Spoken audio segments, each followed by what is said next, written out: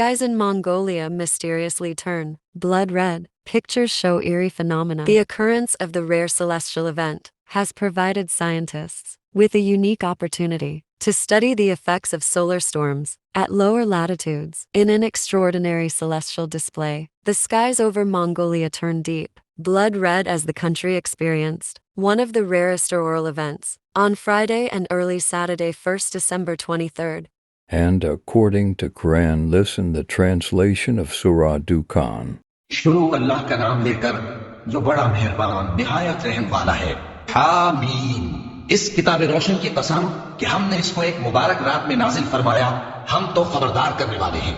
उसी रात में तमाम हिकमत के काम फैसल किए जाते हैं, यानी हमारे हाथ से हुक्म होकर बेशक हम ही फरिश्तों को भेजते हैं। ये तुम्हारे परवरदिगार की रहमत है, वही तो सुनने वाला है, जानने वाला है। आसमानों और जमीन और जो कुछ इन दोनों में है, सबका मालिक, बशर्ते कि तुम लोग यकीन करने वाले हो। उसके सिवा कोई माबूद नहीं। वही जिंदगी देता है और वही मौत देता है। वही तुम्हारा और तुम्हारे पहले बाप दादों का परवरदिगार है। लेकिन ये लोग शक में पड़े खेल रहे हैं। तो उस दिन का इंतजार करो कि आसमान से साफ धुआं निकलेगा जो लोगों पर छा जाएगा। ये दर्द देने वाला अजाब है। उस वक्त वो कहेंगे कि है परवरदिगार, हमसे इस अजाब को दूर कर, हम ईमान लाते हैं। उस वक्त इनको नसीहत कहां मुफीद होगी, जबकि इनके पास पैगंबर आ चुके जो हमारे अहकाम खोल कर बयान कर देते थे। फिर इन्होंने उनसे मुंह फेर लिया और कहने लगे, ये तो सिखाया पढ़ाया हुआ है, दीवाना है। हम तो थोड़े दिनों अजाब टाल देते हैं, मगर तुम फिर कुफ्र करने लगते हो।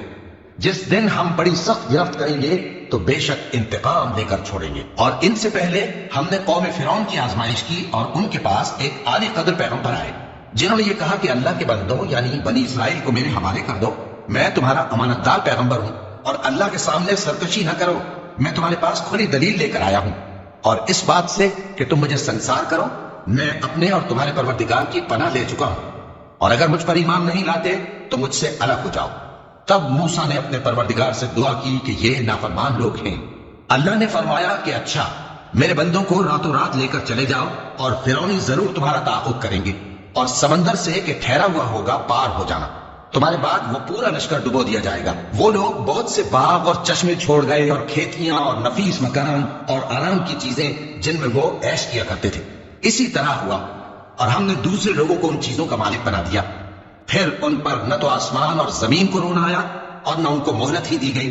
और हमने बनी इसराइल को जिल्लत के अजाब से नजात दी, यानी फिरौन से।